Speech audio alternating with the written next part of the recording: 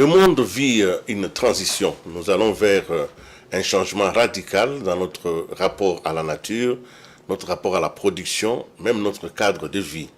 Il est de plus en plus demandé aux différentes économies du monde de passer des énergies fossiles vers les énergies non polluantes. Nous sommes donc vers la transition énergétique. C'est une obligation pour préserver notre planète, sinon nous courons tous un grand danger. Ceux qui pensent, ceux qui réfléchissent nous ont déjà indiqué le chemin. Nous devons donc abandonner un certain nombre d'énergies, notamment les énergies polluantes comme le pétrole, pour aller vers les énergies non polluantes. Pour y arriver, il faut produire les alternatives, notamment, il faut produire par exemple la batterie électrique pour que les voitures qui sont les premières demanderesses, en tout cas du carburant, puissent être utilisées avec la batterie électrique. L'industrie automobile étant une des premières industries qui pollue la planète.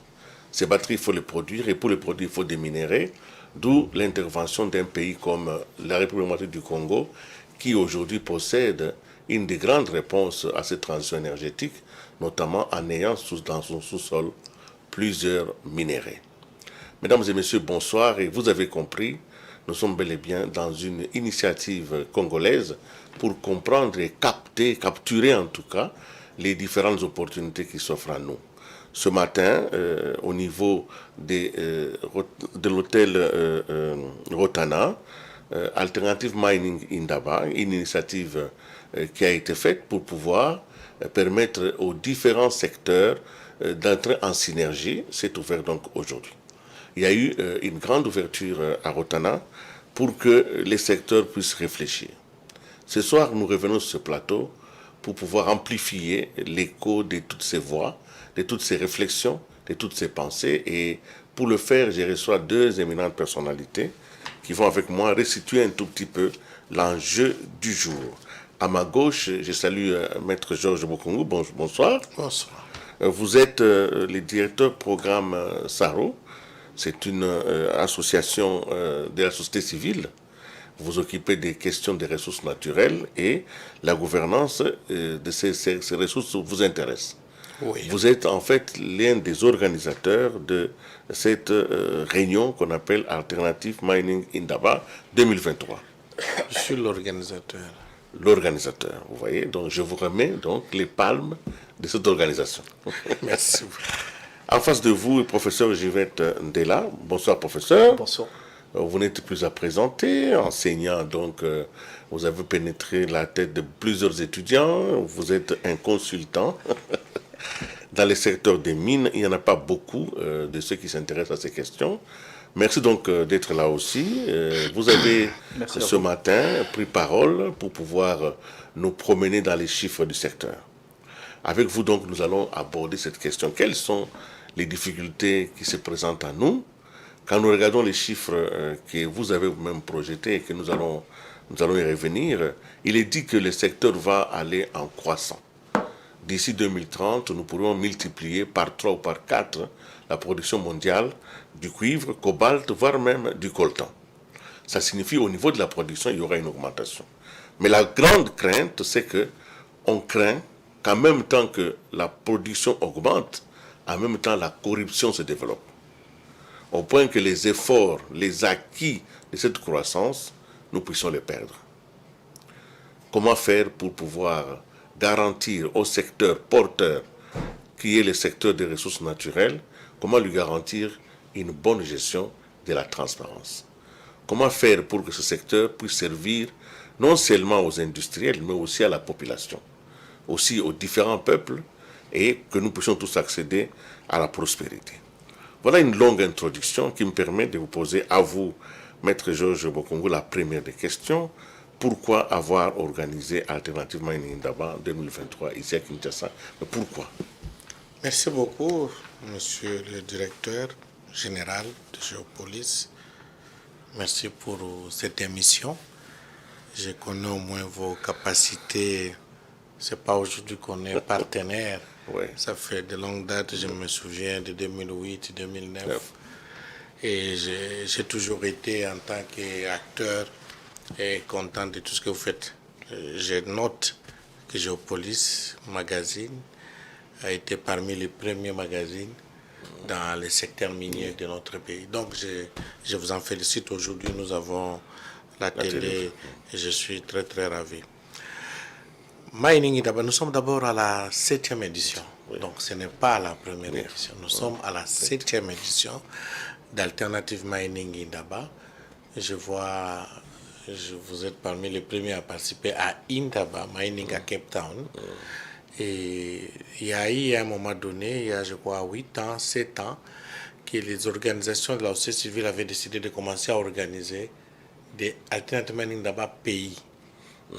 Au lieu que nous allons tous à Cape Town. Donc, lorsque on est à Cape Town, il y a deux événements. Il y a l'événement des miniers, Mining Indaba, et à côté, il y a l'Alternative Mining Indaba qui est organisé par la société civile. Et c'est la société civile mondiale. Donc, tout le monde se rencontre à Indaba. Les investisseurs sont là-bas. Et la population à gauche. La population est de l'autre côté. Mais nous avons pris cette décision-là à Cape Town pour que chaque pays commence aussi à organiser des mining, d'alternative mining là-bas dans les pays respectifs. La particularité de la RDC, si à Cape Town, il y a principalement la société civile, même si de temps en temps on commence à inviter les compagnies minières, les gouvernements. Ici au Congo, dès le début en 2017, nous faisons Alternative Mining là-bas tripartite. Donc nous invitons le gouvernement, nous invitons les compagnies et la société civile. À côté de la société civile, nous associons les communautés locales, comme nous associons même les artisanaux. Alors, l'Alternative Mining d'abord de 2023 a sa particularité. Et nous avons commencé aujourd'hui, nous terminons demain. Sa particularité parce qu'on les fait pendant une période spéciale. Une période où tout le monde, tous les pays au monde mettent la transition énergétique devant nous. Devant nous, pourquoi? Parce que le monde change, le climat bouge. Nous sommes dans la période des changements climatiques. Il faut lutter contre les changements climatiques, donc il faut abandonner les fossiles pour aller dans l'énergie verte.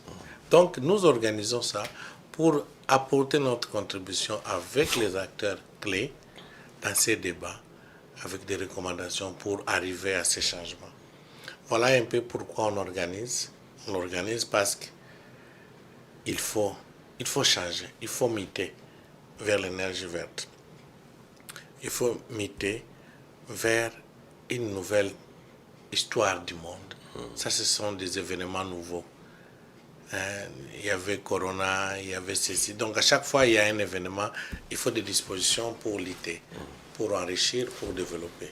Nous sommes pendant cette période de la transition énergétique et la RDC au centre. Au centre, je ne vais pas aller encore loin parce que je sais que vous aurez des questions. Au centre, parce que pour atteindre la transition énergétique, il faut réaliser certaines choses. Il faut posséder certaines choses. Voilà. Professeur Ndela, vous allez partout, vous voyagez beaucoup. Vous avez la possibilité de comparer ce qui se dit ici, ce qui se fait ailleurs. Pouvons-nous dire que l'organisation de l'Alternative Mining Indaba à Kinshasa aujourd'hui entre dans cette perspective? Sommes-nous dans les bons diagnostics? Est-ce que le Congo est dans les tempos? Est-ce que nous ne sommes pas en train de construire un monologue? Est-ce que le monde attend de nous que nous fassions des choses comme ça? Merci pour la parole. Je pense qu'il faut dire les choses comme ils sont. C'est une opportunité en fait. Une vraie opportunité pour notre pays. Pourquoi? Parce que sans rentrer dans les détails, ou pour compléter ce que disait Maître Georges tout à l'heure, la RDC est au cœur même du dispositif de changement. On n'a pas le choix. On est obligé d'y entrer, on est obligé d'avancer. On ne peut plus faire marche arrière. La RDC est au cœur du dispositif. Pourquoi? À cause de ces minerais. Aujourd'hui, si on prend les cuivres, dans pas très longtemps, on sera parmi les premiers producteurs, parce qu'avec les mines des Kamoa qui vont arriver et d'autres, on sera, si ce n'est pas les premiers, les deuxièmes producteurs. Mondial, parce qu'en Afrique au moins, on est les premiers. Il y a ça. Si vous prenez les coltanes aussi, également aujourd'hui, nous avons à peu près 70%. Pardon, des coltanes, des cobalt plutôt, 70%. C'est-à-dire que ce sont les matériaux qui sont nécessaires pour la fabrication des batteries électriques. Donc nous sommes vraiment au cœur même du système. Alors, donc c'est une opportunité de les dire. Maintenant, le revers de la médaille, oui, il y a l'opportunité, mais qu'est-ce que les retombées? Les retombées, c'est quoi? Ça, c'est une autre question. Donc, pour vraiment répondre directement à votre question, est-ce que c'est opportun? C'est bien de poser les sujets.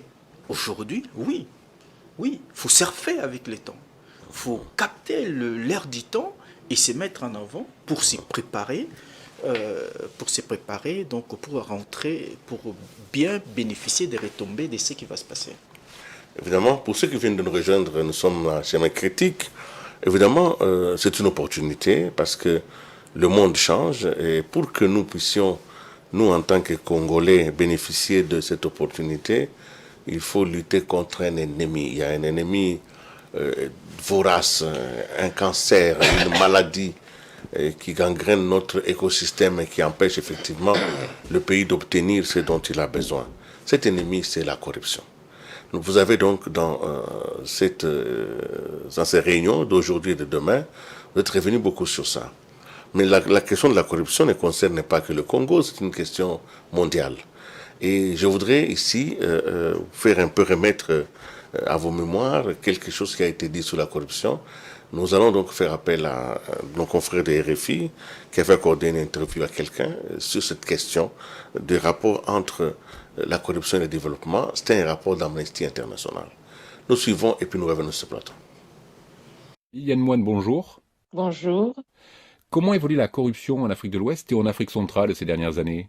Nous constatons malheureusement que malgré le fait que 48 des 55 pays États membres de l'Union africaine aient ratifié la Convention de l'Union africaine sur la prévention et la lutte contre la corruption perdure avec la même intensité en Afrique et prospère dans un climat de restriction draconienne des droits humains et de l'espace civique et qui limite la capacité justement des défenseurs des droits humains à demander des comptes à des acteurs puissants au sujet de la corruption. Dans ce rapport, vous documentez la répression contre des défenseurs des droits humains qui tentent de lutter contre la corruption. Vous avez étudié la situation dans 19 pays. Dans quel pays la situation est-elle la plus alarmante selon vous ? On ne peut pas dire qu'il y a un pays spécifique où la situation est la plus alarmante. Ce que nous avons constaté, c'est que dans ces pays, les autorités ont adopté des lois répressives pour restreindre l'exercice des droits fondamentaux et utiliser certaines lois existantes pour faire taire les voix critiques, y compris les lanceurs et lanceuses d'alerte, qui jouent un rôle crucial en signalant ces agissements.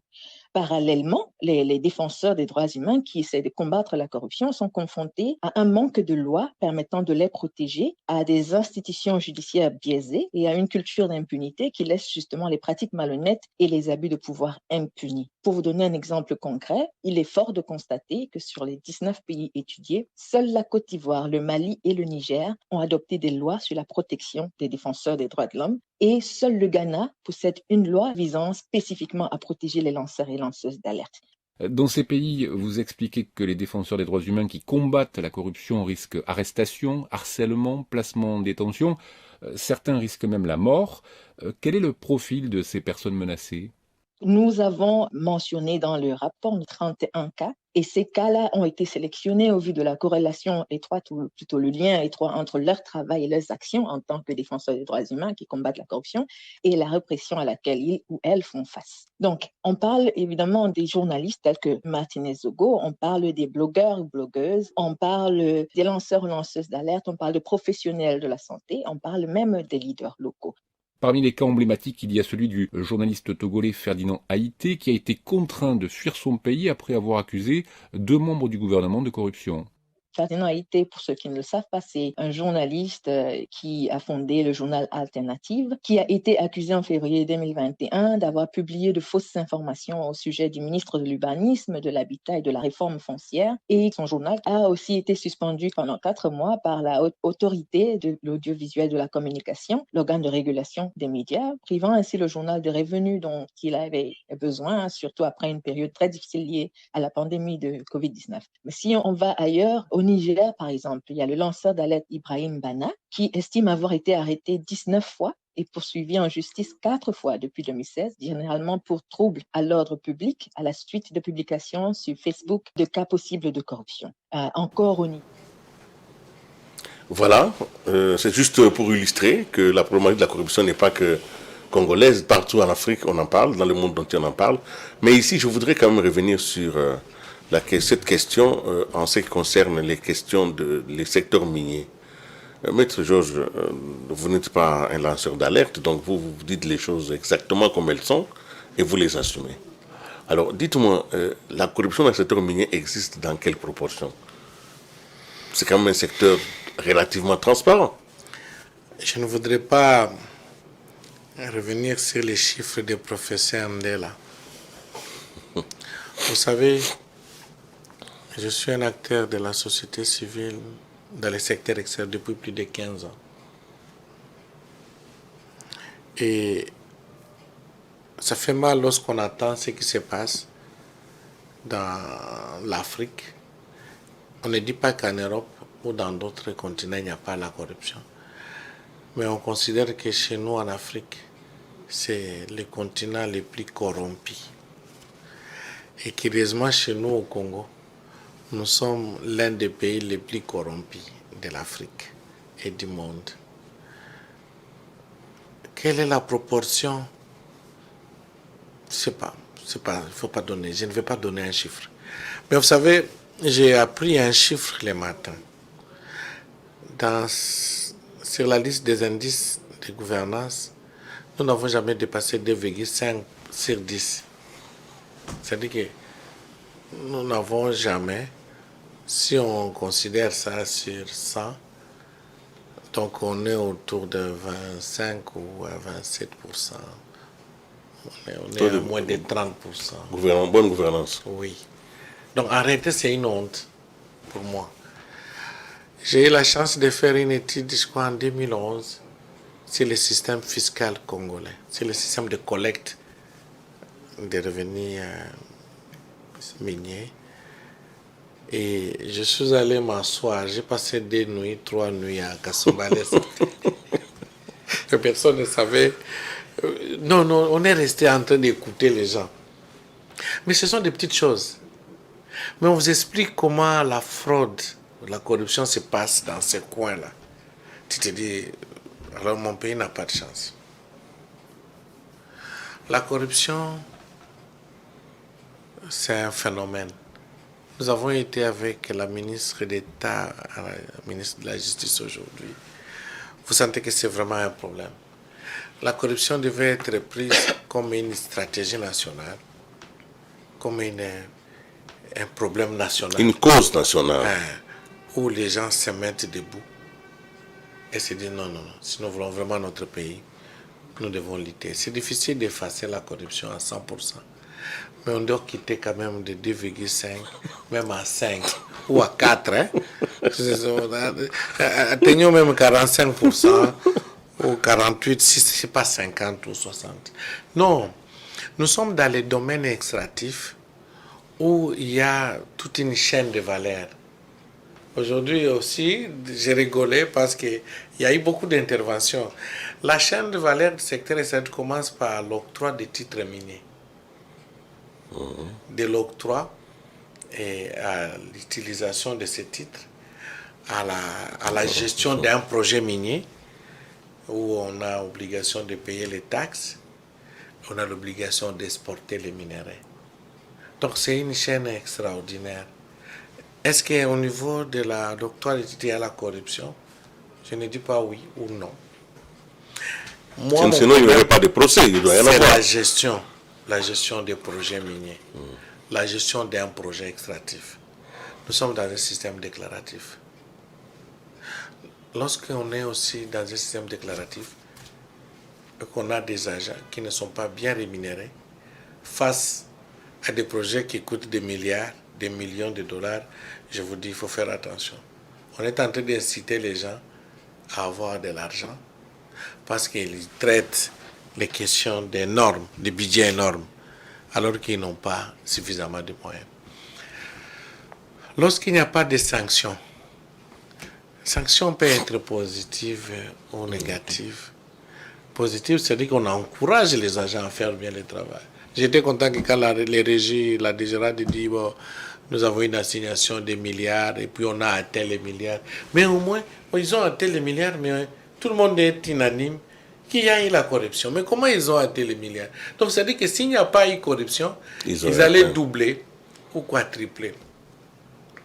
Je répète, nous avons été en 2021 avec la production du cuivre autour de 1 700 000 tonnes de cuivre. Et en 2022, nous avons atteint 2 300 000. Donc, il y a une augmentation de plus de 500 000 tonnes. Willy, si vous comparez les années 80 avec 480 000 tonnes de la gécamine, on avait directement comme ça 1 milliard. Un impact extraordinaire. Est-ce que peut-être nous avons des grandes dépenses maintenant qui sont au-delà de nos moyens pour qu'on ne puisse pas sentir l'impact de cette production, ou réellement il y a une corruption qui s'est installée pour amenuiser l'impact de l'État. Professeur Ndela, vous avez la magie des chiffres. Est-ce que vous avez quelques chiffres sur l'impact de la corruption? Qu'est-ce que ça nous prend? Parce que vous rappelez-vous, il y a quelques années, c'est passé sous forme anecdotique, mais c'était la vérité. Je crois que la commission Thabo Mbeki, ils ont parlé de 15 milliards par an qui disparaissaient dans ce pays à cause ou par la corruption. Bon, les gens ont dit que c'était tellement élevé, ça doit forcément avoir pas été vrai. Mais vous avez quand même quelques chiffres ou quelques proportions. La corruption nous fait mal dans quelle proportion? Bon, je ne sais pas, je ne dirais pas que j'ai la magie des chiffres. En tant que scientifique, on essaie toujours d'être concret. Hein, c'est comme ça. On ne dit pas des choses en l'air. On a essayé de faire un peu dans le cadre de ces... mais non seulement dans le cadre de ces forums, mais en tant que scientifique, moi j'ai écrit un livre, j'en avais parlé en 2020, sur la fiscalité minière de la RDC. Il n'y a pas très longtemps, j'étais à Lubumbashi, je faisais des recherches, j'ai vu, je n'étais pas les seuls. Il y a une dame également, je crois Odia, princesse Odia, quelque chose comme ça, qui a écrit également. Il y a un garçon aussi, c'est-à-dire qui est candidat président d'ailleurs, Mutamba, qui a publié aussi quelque chose dans ce sens-là. Il y a des choses qui bougent. Eh bien, si vous corroborez un peu ces différents chiffres, on n'est pas très loin de ce qui s'est dit, pas loin des 70%. Alors, moi, je ne parle pas seulement de la corruption ici, il faut qu'on soit un peu clair. Il n'y a pas que seulement la corruption, il y a la fraude, il y a l'évasion fiscale, il y a les antivaleurs. Donc, tout ça, c'est un peu mis dans le même sac, d'accord? Et donc, si vous voulez, ça représente un manque à gagner. C'est ça les termes. Hein? Il y a un manque à gagner assez important qu'on estime à peu près à 70%, juste pour ce que vous parlez des chiffres. C'est-à-dire que s'il y a 100% de production, 70% n'entre pas dans les caisses de l'État. Apparemment. C'est ce qui explique l'indice de 2,5%. Enfin, je pense. Apparemment. Donc, on a fait les simulations sur les 5 dernières années. Si vous prenez 2018, on parle de cuivre. Si on produisait 2 millions, par exemple, en 2 millions de cuivre, 2,4 millions, vous avez dit, en 2022, et que ça représente 30%, si vous dites 70%, ben, vous multipliez par 7, on arrive à des proportions assez hallucinantes. C'est-à-dire que c'est manque à gagner, plus l'existant, les 30%, vous imaginez ce que ça peut représenter pour le budget de l'État. Dans une activité, je crois que même partout dans le monde, quand on parle de corruption, Maître Georges, on dit, bon voilà, il y a effectivement la corruption, mais elle est quand même périphérique et tout ça. Mais ici, elle paraît être la volonté générale et d'appauvrir l'État. C'est être un système, ça ne peut pas être seulement 2-3 individus. Pour que ça marche, c'est un système. Parce que vous avez suivi récemment, on a parlé de détournement de 120 tonnes de cuivre, des camions. Donc, des gens s'approprient les biens d'autrui en plein soleil. Professeur, vous avez encore la parole. Oui, moi j'insiste sur le fait de dire qu'il y a la fraude et la corruption. Ça va ensemble en fait. Hein. Quand vous fraudez, donc vous corrompez pour qu'on ne vous attrape pas, donc ça fait effectivement ces cocktails en fait. Oui. Donc si vous voulez. Ce sont de mauvais citoyens. Voilà, c'est un peu ça. Donc je crois que tout à l'heure, quelqu'un a parlé qui a fait des simulations. Vous faites un JV et vous dites dans votre JV que je vais apporter tant de capitaux. Mais vous partez là-bas, vous prenez la JV, la structure de la JV, vous qui emprunte de l'argent. Donc vous fraudez d'abord les investisseurs. Donc vous n'amenez pas l'argent. Vous n'amenez pas l'argent. Vous avez un droit minier, et c'est ce droit minier qui vous permet d'accéder au financement dont vous avez été vous-même. Ah non, c'est quand même terrible, maître. Vous laissez tout ça, vous les avocats, enfin. Vous laissez faire les pays entre les mains. Non, je voudrais bien relativiser ça. Comment ça? Je voudrais bien relativiser ça. Nous sommes dans un secteur. Les secteurs miniers, ce n'est pas n'importe quel secteur. On a toujours dit que l'investissement minier, c'est un investissement à risque. La preuve en est que vous pouvez avoir votre Gécamine ici avec les titres. La Gécamine est incapable de mobiliser des financements. Vous pouvez avoir votre Sokimo ici avec des jugements incapables de mobiliser l'investissement. Et ce n'est pas un système qui est mis en place pour pouvoir freiner les volontés nationales? Non. Comment incapable? Parce que si le besoin est là... Il faut aller dans l'histoire de votre pays. Nous avons détruit nous-mêmes nos propres compagnies. Les années 80, il y a la démocratisation qui arrive. Il y a les coopérations qui sont arrêtées, rompues, et personne ne donne confiance au pays. À cette époque. Mais on fait confiance au JV. Non, à l'époque d'abord. Les grandes puissances économiques comme la Gécamine, il fallait qu'on dise qu'elles tombent vraiment en faillite. Ne parlons pas de la Somenki ou Sakima ou Sokimo, Kisenge Manganese. Toutes ces compagnies tombent en faillite parce qu'il n'y a personne qui peut vous accorder des crédits. Crédit en termes de personnalité de une personnalité morale comme une entreprise qui peut aller s'endetter et consommer. Donc je disais seulement, relativisons parce que le secteur minier, l'investissement minier, c'est un investissement à risque. Toute personne n'aime pas l'argent facilement. Ce qui fait que dans les mines, même les grands majors, parfois ils empruntent l'argent. Parce qu'ils ils peuvent aller à la bourse, ils peuvent contracter dans les banques. Par contre, quand un investisseur vient, il dit que moi j'ai l'argent, je vais développer la mine avec vous, et à cause de ça, il a la majorité, il vous appartient, vous, de vérifier si réellement l'argent qu'il va aller prendre, il le prend à vos deux noms. Il ne le prend pas à son propre nom. Et il le prend au nom de la JV. Il faut regarder, il ne faut pas que lui seul gagne. Vous savez, on a créé un système lorsqu'on révisait le code minier. On disait, écoutez, parce que tel partenaire est allé prendre 1 milliard pour qu'on puisse développer un projet, il n'y a pas de problème. Mais il a effectivement mis les 1 milliard. Et nous avons développé le projet. Le projet est actif. On commence à faire les bénéfices. Mais nous avons un temps pour rembourser, non? Et nous avons remboursé. Et ça s'arrête sa majorité. Parce qu'il avait la majorité, parce qu'il avait amené les capitaux. Quand les capitaux se terminent, qu'il ait emprunté ses capitaux, qu'il ait injecté ses capitaux. Non, on a remboursé les 1 milliard, peut-être avec les intérêts. On revient sur la table de négociation, mais non, on se partage. À part égal. On ne doit pas les laisser qu'ils continuent avec la majorité dans les capitales, dans la structure du capital.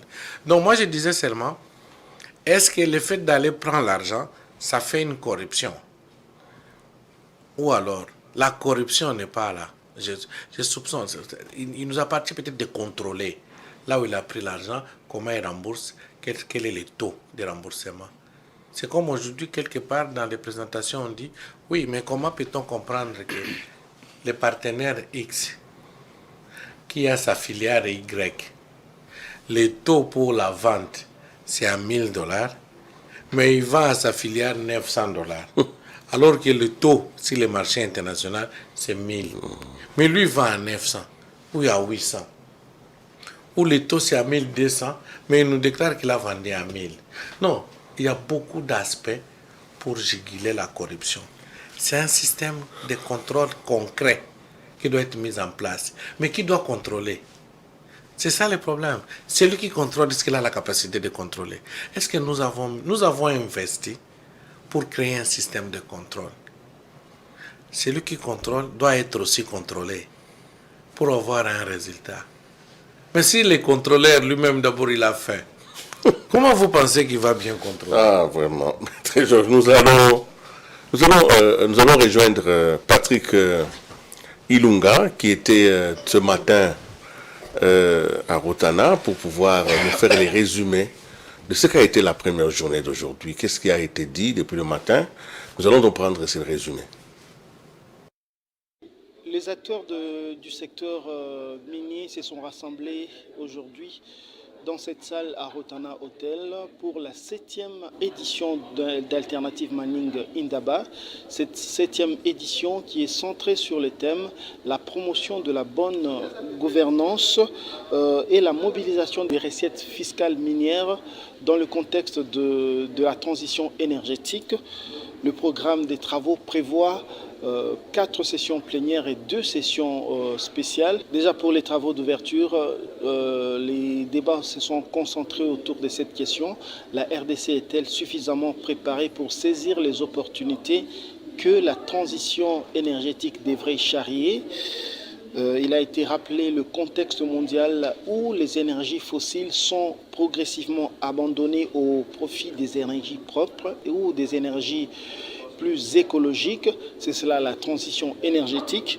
Et pour cette transition, la RDC a un grand rôle à jouer. Le pays concentre plus de 60% des réserves de cobalt et la RDC détient également la 7e réserve mondiale de cuivre.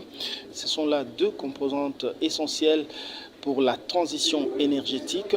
Le secteur minier pour l'année 2022 a eu 30 milliards de dollars de chiffre d'affaires dans son ensemble. La RDC a produit plus de 2 millions de tonnes de cuivre pour l'année 2022 et plus de 115 000 tonnes de cobalt. Mais la croissance autour du secteur minier n'a pas eu l'impact escompté sur les communautés en termes de développement. Le secteur minier reste miné par la corruption. 3 défis majeurs ont été relevés, ont été identifiés pour combattre la corruption et relever les ressources fiscales au profit des communautés.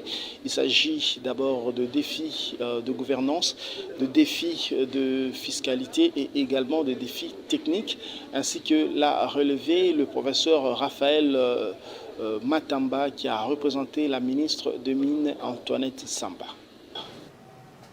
Merci Patrick Ilunga pour nous ces résumés. Je crois que ceux qui n'étaient pas savent quand même qu'un travail a été fait.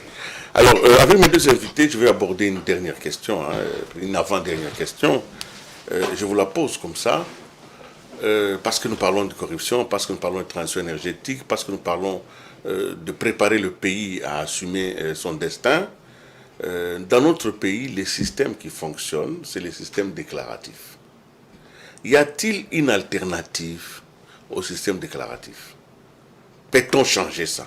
Parce que c'est ce système qui est à l'origine de toutes les volontés mensongères, de toutes les dissimulations, de toutes les fraudes. Parce que les gens d'abord déclarent et généralement, j'ai même vu que les compagnies minières ont déclaré avoir des résultats négatifs pendant des années. Et vous connaissez vous-même comment, quand 2 géants se sont confrontés ici, il en est sorti 1 milliard de dollars à payer. Alors je me dis, est-ce qu'il y a-t-il une alternative au système déclaratif, professeur? Avant de reprendre votre question, je voulais quand même revenir à Maître Georges Ali de relativiser ces problèmes, l'exemple qu'on a cité, que j'ai cité tout à l'heure de montage financier. J'insiste moi personnellement sur ce binôme corruption-fraude. Pourquoi? Parce que c'est comme un voleur, c'est un menteur. C'est à peu près la même chose dans la mesure où, quand je dis que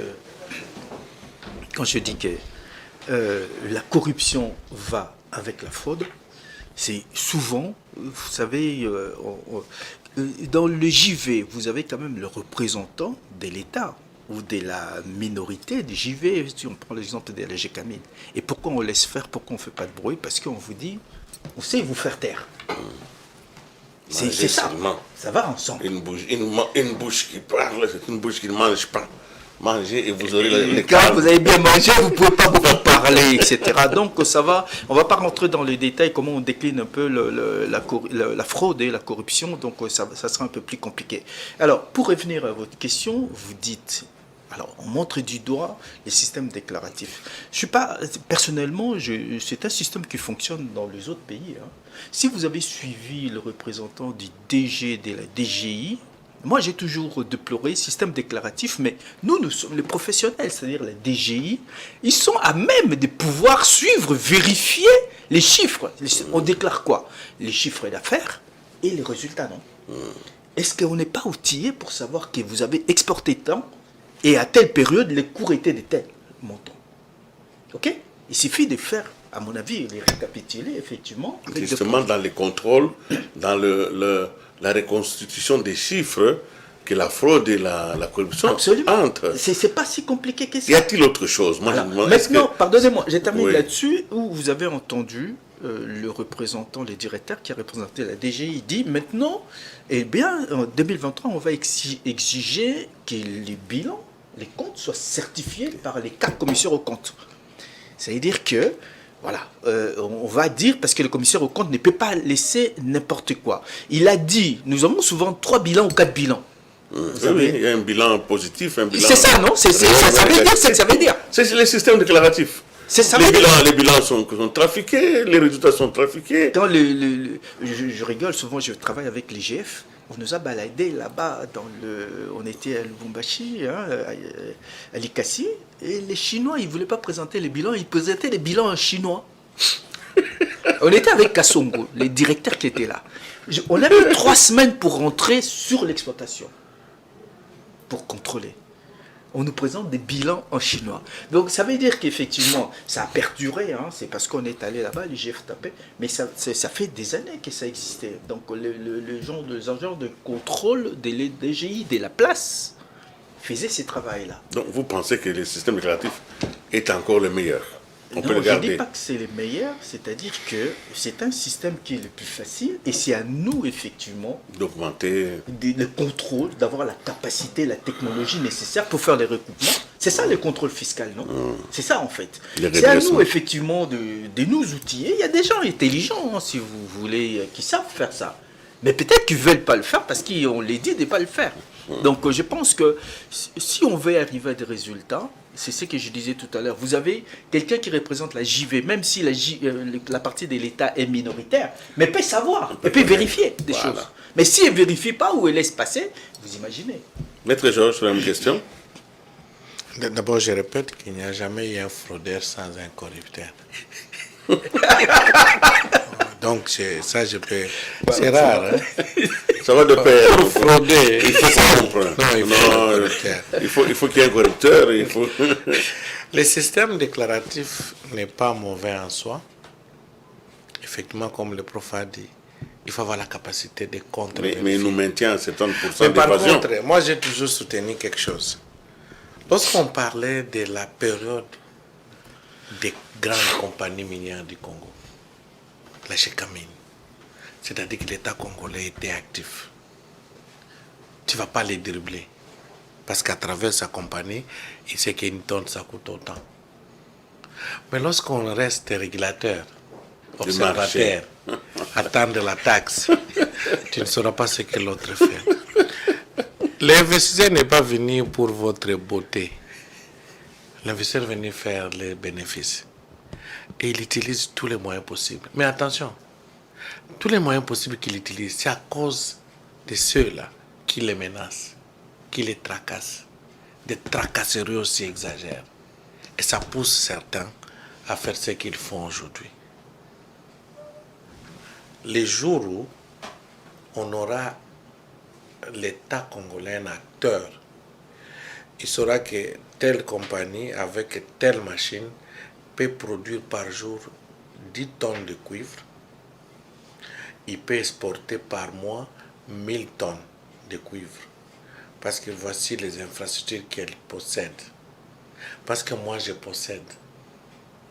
Parce que si la Gécamine peut exporter 1000 tonnes par mois et qu'il vend à 100 000 $, toi qui es dans la Juve ou privé et que tu aurais exporté 1000 tonnes, tu ne vas pas me dire, moi, que tu as reçu 70 000. Si on ne sait pas, on n'a pas cette capacité d'avoir les données exactes d'une activité du marché, que ce soit au pays, que ce soit à l'extérieur, non, on aura toujours ces problèmes. On ne peut pas être dans cette transition énergétique où nous avons les minéraux qu'on considère comme stratégiques, mais nous ne gérons pas nos minéraux stratégiques. Ce sont les autres qui connaissent, ce sont les autres qui gèrent, ce sont les autres qui injectent l'argent. Nous, on n'injecte pas. Nous, on attend qu'on nous donne les taxes. La taxe qui est déclarative, c'est-à-dire que c'est l'autre qui dit, non, j'ai vendu 1000 tonnes. Votre part, c'est ça. Mais si vous savez aussi comment on vend, parce que vous vendez aussi, l'autre ne va pas vous tromper. Donc vous demandez que l'État reprenne un peu dans le contexte actuel de la transition énergétique, je vous dis, on n'a pas beaucoup de temps. Dernière question toujours.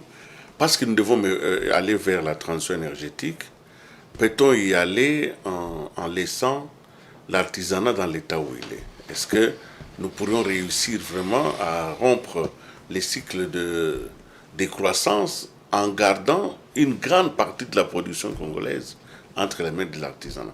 L'artisanat qui est aussi lié à la fraude, à l'illégalité, à la guerre, moi aujourd'hui, même à l'insécurité. Maître Georges, et puis on termine avec vous. Il faut noter une chose. La production artisanale, comme la production industrielle, est toujours orientée quelque part. Il y a un acheteur, un demandeur. Il y a un demandeur. Il y a un acheteur. Je n'ai jamais été d'accord à 100% pour la maintenance ou le maintien de l'artisanat minier, mais nous sommes devant un fait accompli. Et qui s'impose à nous? Qui s'impose à nous. Il n'y a pas moyen de reculer. D'abord, vous avez des étapes. Ne voyons pas seulement les cuivres ou les cobalt. Si on voit l'artisanat dans l'ensemble du pays, il y a des coins où l'industriel n'arrive pas. Il y a des coins où l'industriel n'arrive pas. Donc l'artisanat est toujours imposé là-bas. Mais là où l'industriel arrive et qui n'a pas la capacité d'exploiter partout là, donc à un moment donné, tu vas toujours donner l'espace à l'artisanat. Mais cela ne dit pas que comme on va dans la transition énergétique, on ne peut pas bien orienter notre production. Parce que s'il y a beaucoup de corruption aussi, ou beaucoup de problèmes, c'est de cette chaîne ici qui n'est pas bien contrôlée. On a eu, nous avons apprécié la création des EGC. Mais ça ne fonctionne pas. Oui, comme on crée des choses, mais on met des couacs par-ci par-là pour des idées. À un moment donné, il faut séparer, distinguer la politique et la technique. Si on veut réellement contrôler le cobalt artisanal, il faut on met une institution, on laisse l'institution fonctionner sans sentiment parce qu'on a mis un individu. Celui qui doit être là doit être un Congolais ou un agent congolais qui répond à des obligations de l'État. Et on peut réussir. Donc l'artisanat peut être là et peut réussir parce que c'est une production. Je prends un exemple. C'est vrai aujourd'hui les chiffres de 20%, je continue à douter. Ça doit être moins, parce qu'il y a un accroissement de la production industrielle avec des méthodes très sophistiquées aujourd'hui. On ne peut pas dire que les 20% de 2016 ou 2018 doivent continuer aujourd'hui. C'est comme si la production industrielle diminuait. Mais cette production doit aussi contribuer à la transition énergétique, mais dans la transparence, dans la lutte contre la corruption, dans la lutte contre la fraude, dans ces sous-secteurs. On ne doit pas laisser un espace vide à des expatriés qui achètent à des coûts. Parce que quand on vous parle, les rapports produits par Saroua, parce qu'aujourd'hui on dit, ce que Saroua a fait aujourd'hui avec Alternative Mining Indaba, c'est pour donner un espace à tout le monde, pour parler. L'objectif de Saroua, c'est effectivement créer cet espace-là de discussion, pour que ce genre de questions puissent trouver des solutions dans leur chemin de la gouvernance. Et que ce soit l'industrie. Tant qu'on n'a pas la capacité de contrôler, on ne fera pas aussi de même dans l'exploitation artisanale. Professeur Théo? Oui, je sais que Maître Georges vient de dire, en conclusion, là, c'est assez éloquent, c'est assez intéressant. Je pense que ça a été dit dans la salle. Le problème de la corruption ici, c'est un problème de mentalité également, de la volonté. Je dis ça pourquoi? Parce que les choses commencent à bouger. Moi, je ne suis pas très inquiet parce que si vous regardez ce qui se passe avec la Sécomine, si vous regardez ce qui se passe avec les lithium de Manono, vous savez que les rapports de force sont en train de changer parce qu'il y a un vrai contrôle. Il y a une vraie puissance publique qui commence à jouer son rôle. Donc, il ne faut pas perdre espoir sur cet aspect-là. C'est une question de... Voilà, moi je contrôle, mais je contrôle bien. Maintenant, pour revenir à l'artisanat, moi j'ai une autre lecture de la chose. Pourquoi? Parce que déjà, au niveau de l'artisanat, c'est vraiment l'épicentre même du virus, hein, de la fraude. C'est vraiment là-dessus parce qu'il n'y a pas de traçabilité, c'est flou. Moi, mon analyse par rapport à des études que nous faisons, nous pensons que l'artisanat, si elle est bien gérée, bien encadrée, on peut en tirer des ressources, on peut en tirer vraiment des bénéfices par rapport à ça. On avait commencé par créer des EA, on a commencé par créer l'obligation de créer des coopératives, c'est pas suffisant. C'est-à-dire qu'il y a quelqu'un qui a dit qu'effectivement, le problème des exploitants artisanaux, c'est notre propre faute, les gens qui travaillaient dans les sociétés de l'État qui ont été mis à la porte, etc. À mon sens, pour faire court, ça existe, on ne peut pas faire autrement, mais si on arrive, je donne un exemple simplement, on veut créer une classe moyenne des Congolais, n'est-ce pas? On dit les Congolais doivent avoir 10%, aujourd'hui, comment on les accompagne? Moi, je déplore toujours, il n'y a pas une banque, il y en avait une qui s'occupe des secteurs miniers, c'est quand même dommage.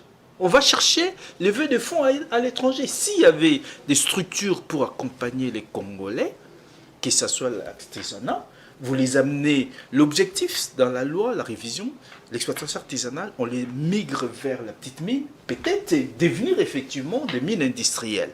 Cette dynamique-là, cette chaîne-là est rompue. Si effectivement il y a un vrai accompagnement, un vrai encadrement, eh bien, on peut faire sortir ces gens-là. En Europe, on les voit souvent, les gens qui travaillent au noir, ils se cachent là. Ils ne payent pas des impôts. Mais dès lors qu'ils ont un papier, ils rentrent dans la légalité. Ils commencent à payer les impôts. Merci beaucoup, Maître Georges. Ce n'est qu'une partie remise parce que ça continue. On n'est pas encore arrivé aux grandes recommandations.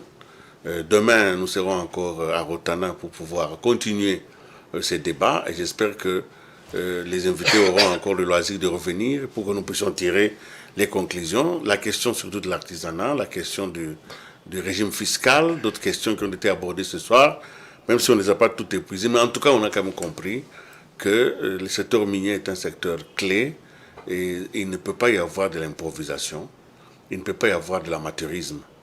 Il ne doit pas y avoir, il faut qu'il y ait du sérieux parce que ça touche la vie des populations.